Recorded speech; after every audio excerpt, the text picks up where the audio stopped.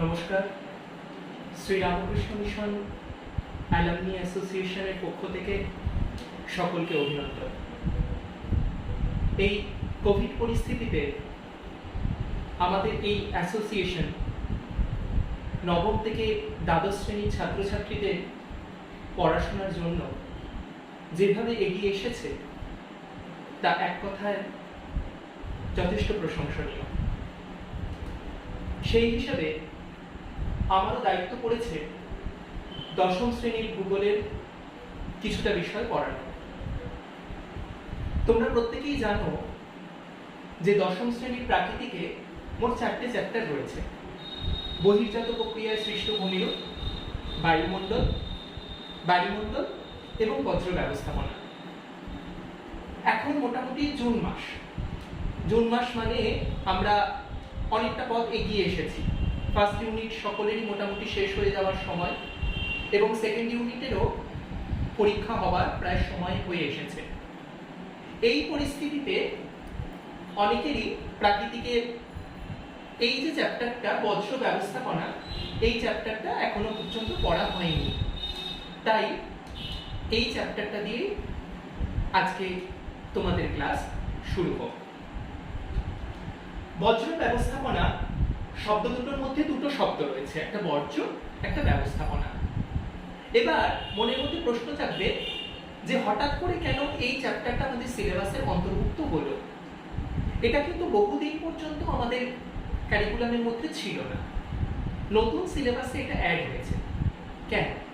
তাহলে বুঝতে পারছি যে এই যে বর্জ্য বিষয়টা, এটা বর্তমানে পরিবেশের কাছে বা মানুষের কাছে একটা প্রচন্ড রকমের আকর্ষণীয় বিষয় এবং চিন্তার বিষয় বটে। কেননা বর্তমানে যেভাবে পরিবেশ দূষণ বেড়ে চলেছে, তার হাত থেকে রক্ষা পেতে গেলে আমাদের এই ওয়েস্ট ম্যানেজমেন্ট বা বর্জ্য ব্যবস্থাপনা করতেই হবে। এই যে এতক্ষণ ধরে আমি বর্জ্য বলে আসছি, এই বর্জ্য বিষয়টা কি? বর্জ্য হলো যা মানুষের কাছে অপ্রয়োজনীয় এবং অব্যবহারযোগ্য। যা কিছু অপ্রয়োজনীয় এবং অব্যবহারযোগ্য পরিবেশে পাওয়া যায় তাকেই আমরা এক কথায় বর্জ্য বলে থাকি। অনেক বইতে দেখবে লেখা আছে যে যা মানুষের ক্ষতি করে। বর্জ্য মানেই যে সবসময় সেটা পরিবেশের মানুষের ক্ষতি করবে এমনটা নাও হতে পারে। যেমন সবজির খোসা, ডিমের খোসা, এগুলো কিন্তু একটা বর্জ্য পদার্থ, কিন্তু এগুলো কোনো অংশেই মানুষের কোনো ক্ষতি করে না, কিন্তু এগুলো অপ্রয়োজনীয়। তাহলে যা কিছু অপ্রয়োজনীয় এবং অব্যবহারযোগ্য তাকেই আমরা এক কথায় বলে থাকি বর্জ্য পদার্থ। চলে আসছি বর্জ্য পদার্থের শ্রেণীবিভাগ। প্রকৃতি অনুসারে বর্জ্য পদার্থকে আমরা 3টে ভাগে ভাগ করতে পারি: কঠিন বর্জ্য, তরল বর্জ্য, গ্যাসীয় বর্জ্য। আমরা জানি বস্তুর প্রকৃতি অনুসারে 3 ধরনের বস্তু: কঠিন বস্তু, তরল বস্তু, গ্যাসীয়। সেই রকম বর্জ্য, সেই রকম কঠিন বর্জ্য, তরল বর্জ্য, গ্যাসীয় বর্জ্য। প্রথমেই বলি যে কঠিন বর্জ্য, তার উদাহরণ কি হবে? যেমন কলকারখানার লোহার টুকরো অর্থাৎ লোহার ভাঙা ছাঁট, কাঁচের ভাঙা টুকরো, এগুলো হচ্ছে সব কঠিন বর্জ্যের উদাহরণ। তরল বর্জ্য মানে দূষিত রক্ত। আমরা জানি হাসপাতাল থেকে বিভিন্ন রকমের দূষিত রক্ত বের হয়। সেই দূষিত রক্ত বা নালা নর্দমা দিয়ে যে নোংরা আবর্জনা জল হয়ে গিয়ে যায়, সেগুলো হচ্ছে তরল বর্জ্যের উদাহরণ। আর গ্যাসীয় বর্জ্য মানে কলকারখানা চিমনি থেকে যে ধোঁয়া বের হয়, বা আমরা যানবাহন চালানোর সময় যে ধোঁয়া বের করি, বিড়ি সিগারেট খাওয়ার সময় যে ধোঁয়া বের হয়, সেগুলো হচ্ছে সব গ্যাসীয় বর্জ্যের উদাহরণ। তাহলে প্রকৃতি অনুসারে বর্জ্যকে আমরা 3টে ভাগে বিভক্ত করতে পারলাম। চলে আসছি উৎস অনুসারে, অর্থাৎ কোথা থেকে আমরা বজ্র পদার্থটাকে এক্সট্রাক্ট করছি বা পাচ্ছি। প্রথম উৎস হচ্ছে গৃহস্থালী বর্জ্য, অর্থাৎ ঘর থেকে আমরা যে সমস্ত বর্জ্য পদার্থ পেয়ে থাকি। গৃহস্থালী বর্জ্যের মধ্যে যেমন কি রয়েছে? সবজির খোসা, ডিমের খোসা।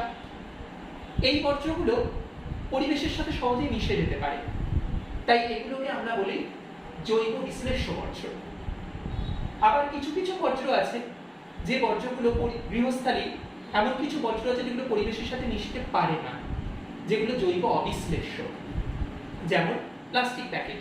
ধরো বাড়িতে মাছ কিনে আনা হলো, কোনো সবজি কিনে আনা হলো, একটা প্লাস্টিকে আনা হলো, সেই প্লাস্টিকটা কিন্তু কখনো পরিবেশের সাথে মিশে যাবে না। তাহলে এটা হচ্ছে জৈব অবিশ্লেষ্য বর্জ্য।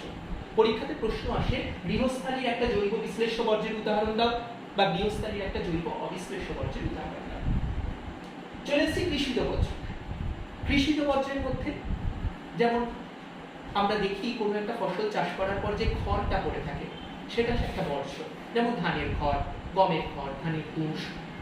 আবার যে ডিডিটি বা কীটনাশক বা সার ব্যবহার করি সেগুলো কিন্তু একটা বর্জ্য পদার্থ, যেগুলো কৃষিজ বর্জ্য। তাহলে কৃষিজ বর্জ্যের মধ্যেও আমরা দেখতে পাচ্ছি কিছু আছে জৈব বিশ্লেষ্য যেগুলো পরিবেশের সাথে মিশে যায়, যেমন খড় বা ধানের তুষ। আবার কিছু জৈব অবিশ্লেষ্য যেগুলো পরিবেশের সাথে মিশে যায় না, যেমন ডিডিটি, কীটনাশক, সার, এগুলো হচ্ছে জৈব অবিশ্লেষ্য।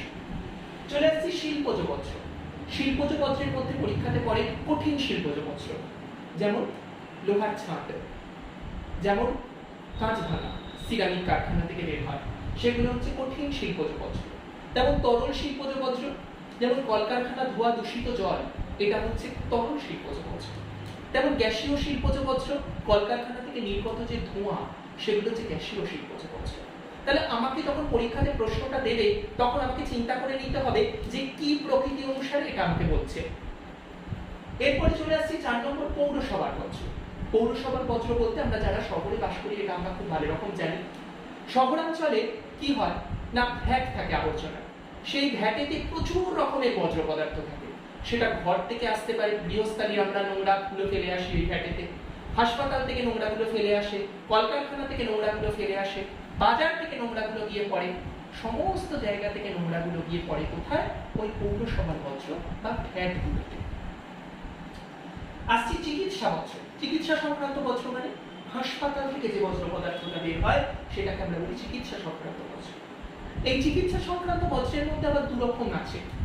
কিছু চিকিৎসা সংক্রান্ত বর্জ্য আছে যেগুলো সংক্রামক, অর্থাৎ কি হয় না পরিবেশে রোগের সংক্রমণ ঘটায়, যেমন দূষিত রক্ত, রোগীর পুঁজ, রক্ত ব্যবহার মানে মাখানো তুলো, এই জিনিসগুলো হচ্ছে সব দূষিত।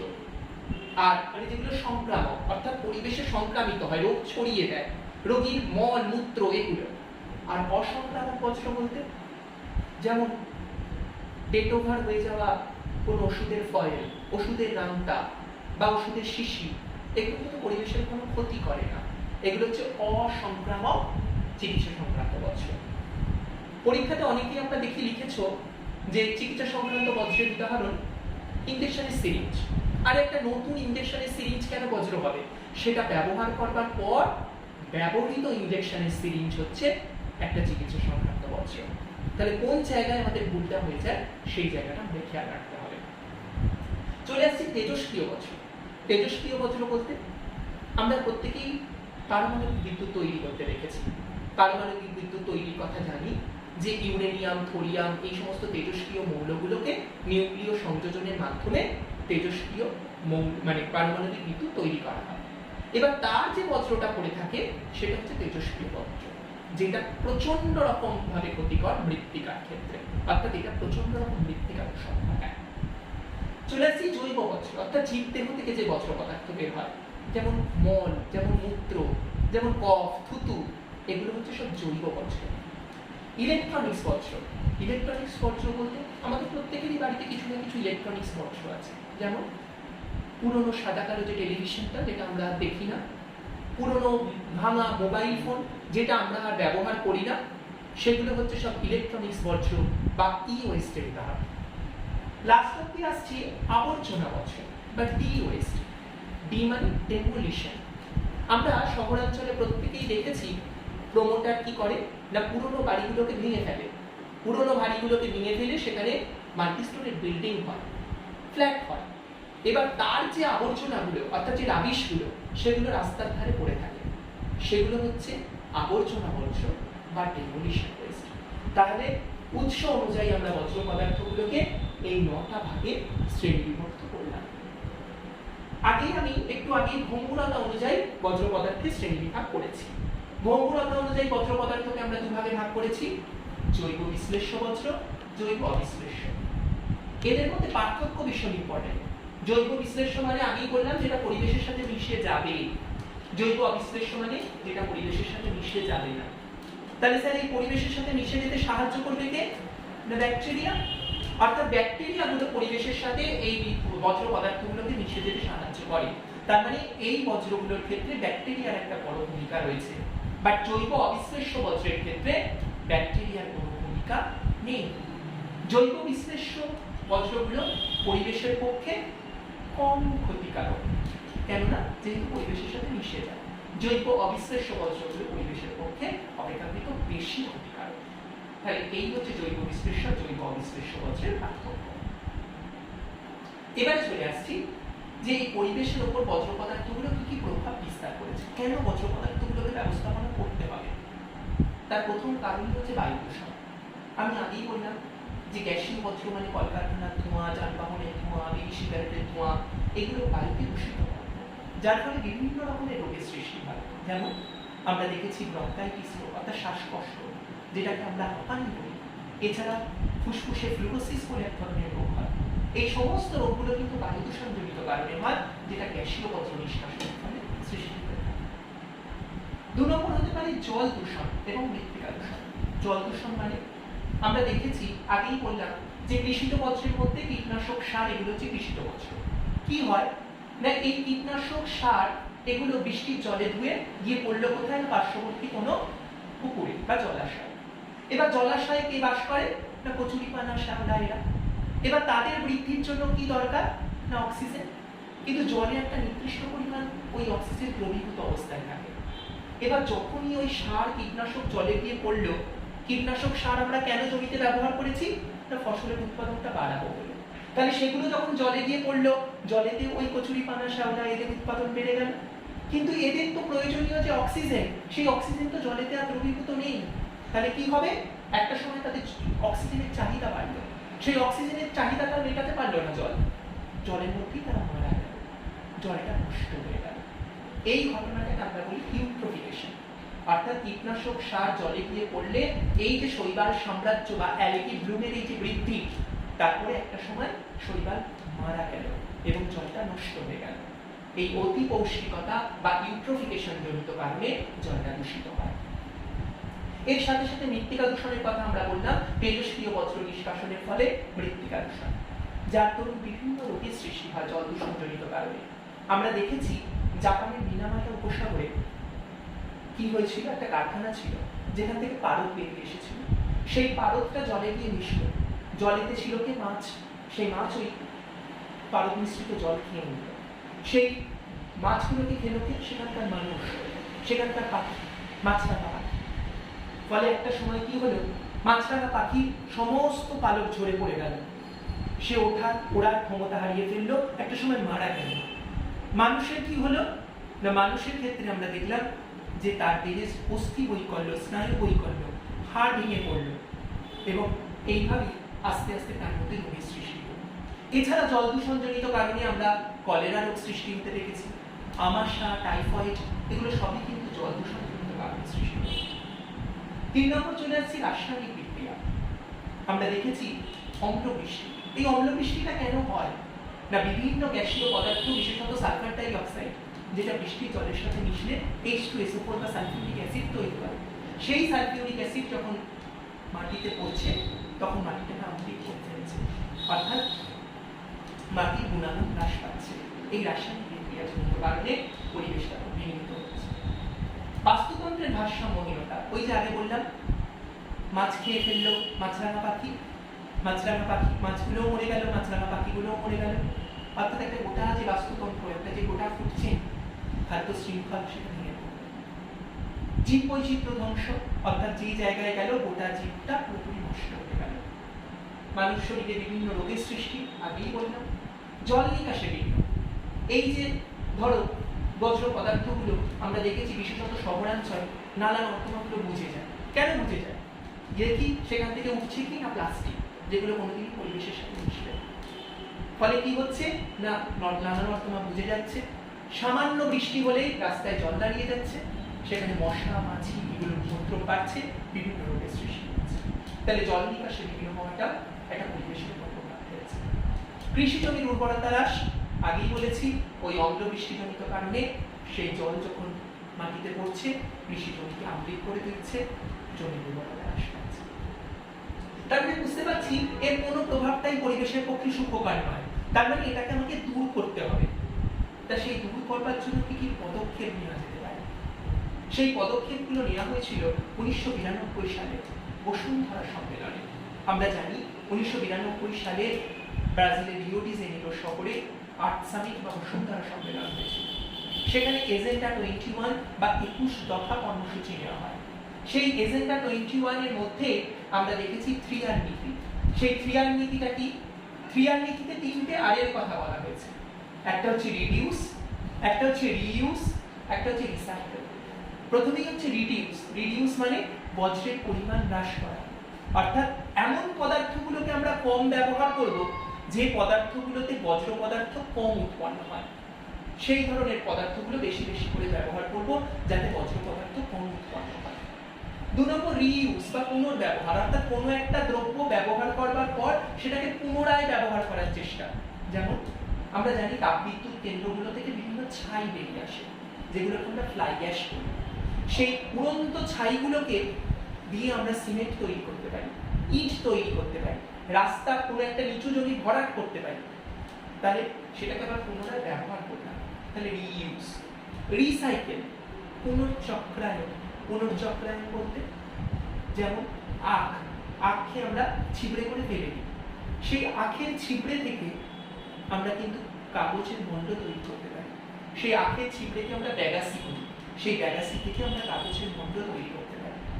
অর্থাৎ পুনর্চক্রায়ন, একটা জিনিসকে আবার নতুন করে, ধরা যাক আমরা বাড়িতে খবরের কাগজ পড়ি, সেই খবরের কাগজগুলো ব্যবহার করবার পর কি করি না, কাগজগুলো আসে বিক্রি করে দিই। কাগজগুলো কি বাড়িতে নিয়ে গিয়ে সেগুলো জমিয়ে রাখে ঘর সাজাবে বলে? না, সে সেগুলোকে কেমিক্যাল দিয়ে কোনো একটা কারখানায় দিয়ে দেয়, সেখানে কেমিক্যাল দিয়ে ওয়াশ করিয়ে কাগজগুলো পরিষ্কার হয়ে যায়, আবার সেগুলো আমরা ব্যবহার উপযোগী করে তুলতে পারি। সেগুলো লেখার কাজে ব্যবহার করি বা সেগুলো আবার নিউজ প্রিন্ট তৈরি হয়। অর্থাৎ পুনর্চক্রায়ন, পুনরায় ব্যবহার করা। চলে আসছি তারপরে 3R নীতির পর আরেকটা নীতি গ্রহণ করা হলো 4R নীতি, অর্থাৎ রিফিউজ, পরিত্যাগ। যে জিনিসগুলো আমার পরিবেশকে দূষিত করছে সেই জিনিসগুলোকে পরিত্যাগ করব। দোকানে যাব, প্লাস্টিকের যদি কোনো একটা জিনিস দেয়, খাবার দেয়, বলবো কাকু আমি এটা নেব না, আমাকে ঠোঙায় দাও, বা বাড়ি থেকে চটের ব্যাগ নিয়ে যাব, তাতে ভরে আনবো। রিফিউজ করলাম, পরিত্যাগ করলাম, তার দ্বারাও কিন্তু বজ্র পদার্থকে কমাতে পারবো। পরবর্তীকালে আরো একটা পদক্ষেপ নেওয়া হলো 5R নীতিতে রিকভার, অর্থাৎ পুনরুদ্ধার। যে জিনিসগুলো ফেলে দিয়েছিলাম, একটা বাড়িতে ছোট মোবাইল ছিল, সেই মোবাইলটা ব্যাকডেটেড বলে রেখে দিয়েছিলাম, সেই মোবাইলটাকে আমরা আবার নতুন করে চার্জ দিয়ে ব্যাটারিটা সারিয়ে ব্যবহার উপযোগী করে তুলতে পারি, যেটা কোনো একটা মানুষের প্রয়োজনে লাগতে পারে। হয়তো তার বড় ফোন কেনার ক্ষমতা নেই, তাকে এই ছোট ফোনটা ব্যবহার করতে দিলাম। অর্থাৎ পুনরুদ্ধার করলাম জিনিসটা, নতুন করে ব্যবহার করে। কোনো একটা সাউন্ড সিস্টেম খারাপ হয়ে পড়ে রয়েছে, নতুন সাউন্ড সিস্টেম না কিনে সেটাকে আমি সারিয়ে ব্যবহার করার চেষ্টা করতে পারি, পুনরুদ্ধার করলাম, অর্থাৎ রিকভার করলাম। সেই নীতি নির্ধারণের মাধ্যমে বজ্র ব্যবস্থাপনা করা যেতে পারে। এই পদক্ষেপগুলো বসুন্ধরা সম্মেলনে নেওয়া হচ্ছে। এবার চলে আসছি বজ্র ব্যবস্থাপনার পদ্ধতি। আমরা আগেই জেনেছি প্রকৃতি অনুসারে বজ্র 3 প্রকার: কঠিন, তরল, গ্যাসীয়। কঠিন বজ্রগুলোকে কি করে ব্যবস্থাপনা করব তার কিছু পদ্ধতি আছে, তরল বজ্রের ব্যবস্থাপনার পদ্ধতি আছে এবং গ্যাসীয় বজ্রের ব্যবস্থাপনার পদ্ধতি আছে। প্রথমেই আসছি কঠিন বজ্রের ব্যবস্থাপনা।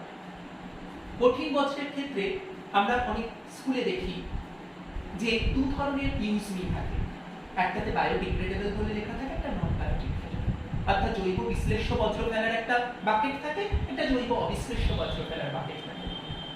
প্লাস্টিক বা যেগুলো পরিবেশের সাথে মিশে যাবে না এমন বজ্রগুলোকে আমি জৈব অবিশ্লেষ্য বা নন বায়োডিগ্রেডেবলের বাকেটে ফেলবো, আর যেগুলো পরিবেশের সাথে মিশে যাবে সেগুলোকে আমরা জৈব বিশ্লেষ্য বা বায়োডিগ্রেডেবলের বাকেটে ফেলবো।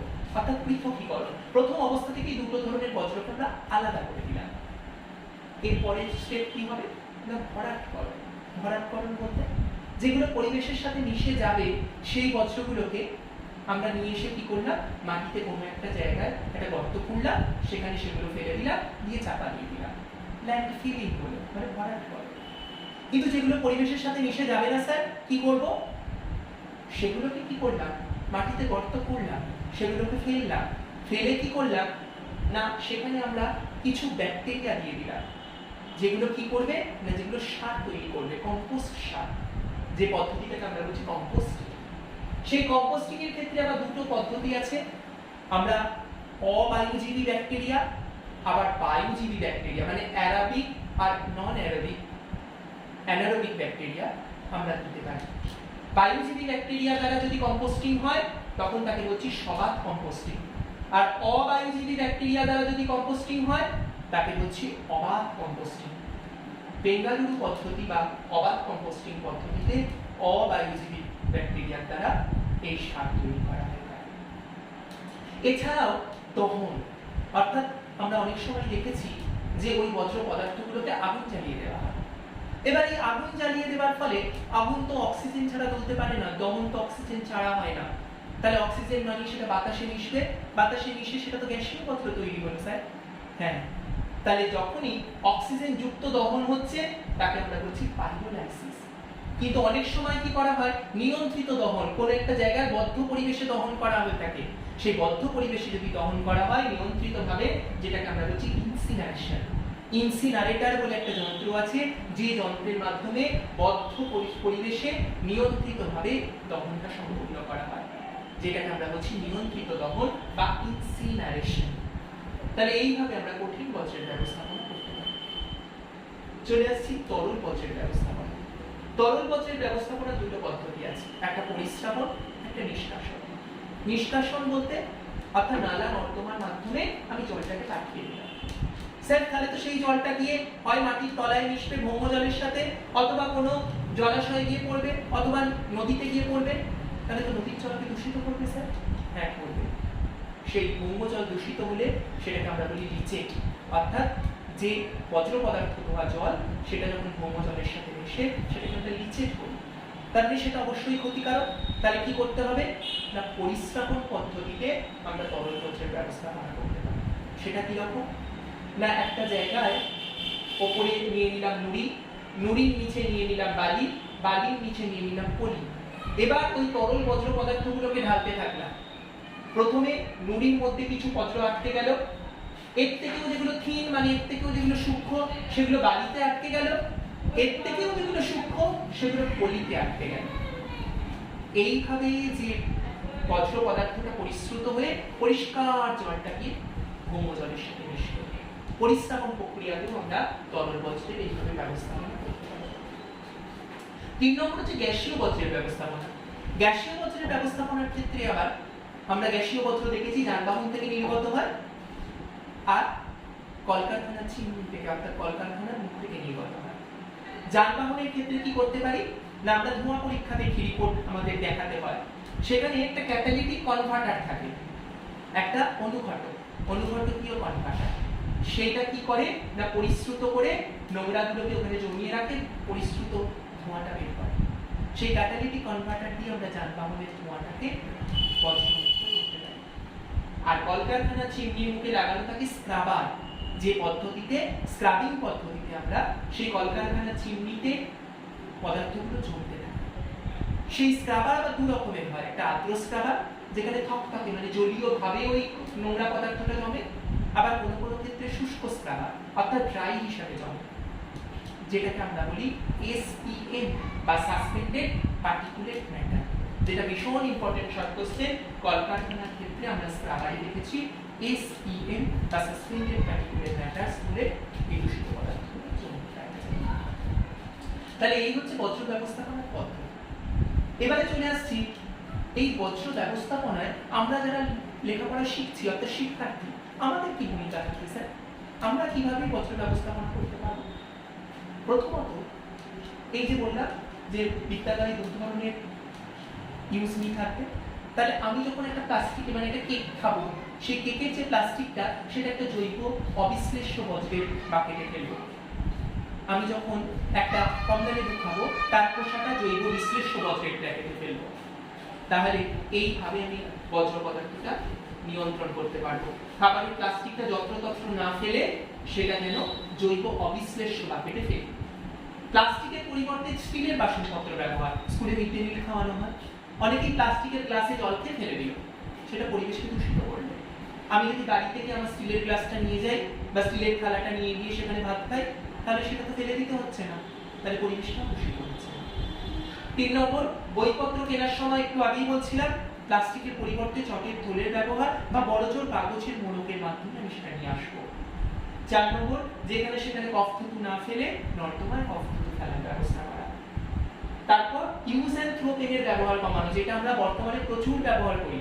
ইউজ অ্যান্ড থ্রো, ব্যবহার করলাম ছুঁড়ে ফেলে দিলাম। এই প্লাস্টিকের পেনগুলো তো কোনোদিন পরিবেশের সাথে মিশে যাবে না, তাহলে পরিবেশকে দূষিত করবে। তাহলে কি করতে হবে না, শীষ ভরা যায় এমন পেন ডট পেন ব্যবহার করব যাতে পরিবেশটা কম দূষিত হয়। আর স্লোগান, র্যালি এগুলোর মাধ্যমে মানুষকে সচেতন করা। নিজে যদি সচেতন হই তবেই কিন্তু পরিবেশকে সচেতন করতে পারবো, অর্থাৎ সমাজকে সচেতন করতে পারবো। গিয়ে বলতে হবে যে এইরকম করো না, এইভাবে এখানে ফেলো না, এই জিনিসগুলোকে ঢেকে রাখো, নাহলে মশা হবে, মাছি হবে, পরিষ্কার জমা জল কোথাও থাকবে না।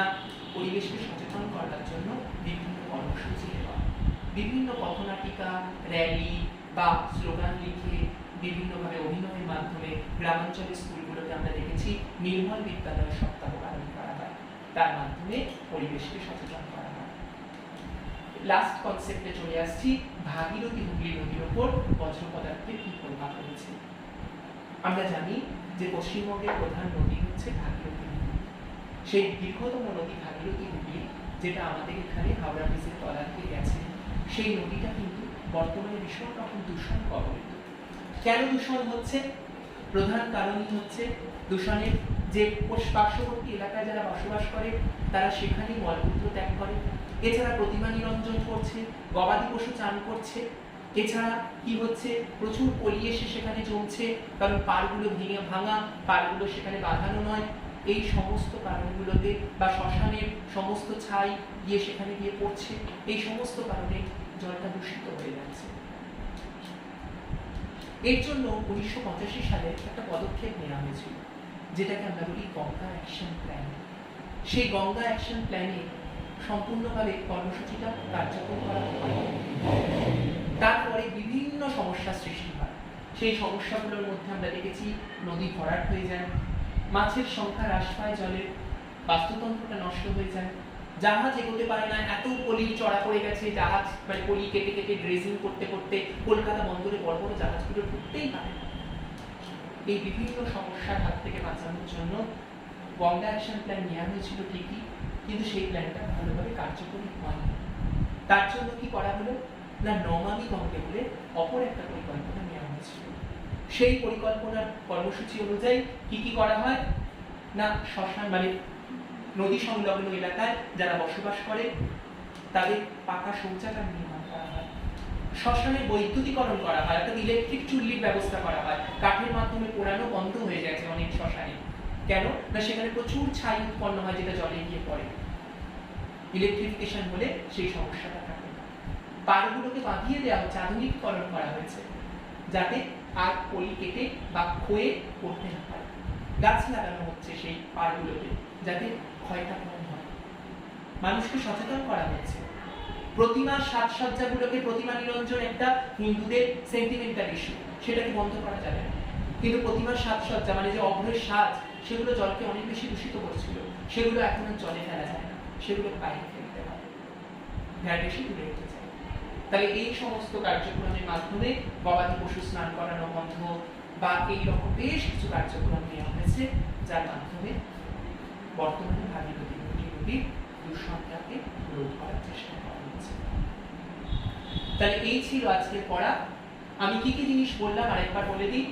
বজ্র পদার্থ বলতে কি বুঝি বললাম, বজ্র পদার্থের শ্রেণী বিভাগ তার প্রকৃতি অনুযায়ী, তার নির্ভুলতা অনুযায়ী, তার উৎস অনুযায়ী। বললাম পরিবেশের উপর বজ্র পদার্থ কি কি প্রভাব বিস্তার করেছে সেগুলোর কথা। বললাম বজ্র ব্যবস্থাপনার পদক্ষেপ, বসুন্ধরা সম্মেলনে যে 3R, 4R এবং 5R নীতি নির্ধারণ করা হয়েছিল সেই কথা।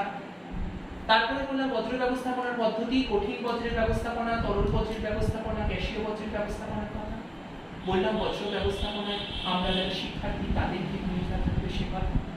সবশেষে বললাম ভাগীরথী নদীর উপর বজ্র পদার্থের প্রভাব। তোমরা বইয়ের সাথে পড়াটাকে মিলিয়ে নাও, ভালো করে এটা শোনো। আশা করি এই চ্যাপ্টারটা পড়া তৈরি হয়ে যাবে। পরবর্তী ক্লাসে আবার একটা অন্য কোনো বিষয় নিয়ে হাজির হব। ততক্ষণের জন্য ভালো থেকো, সুস্থ থেকো।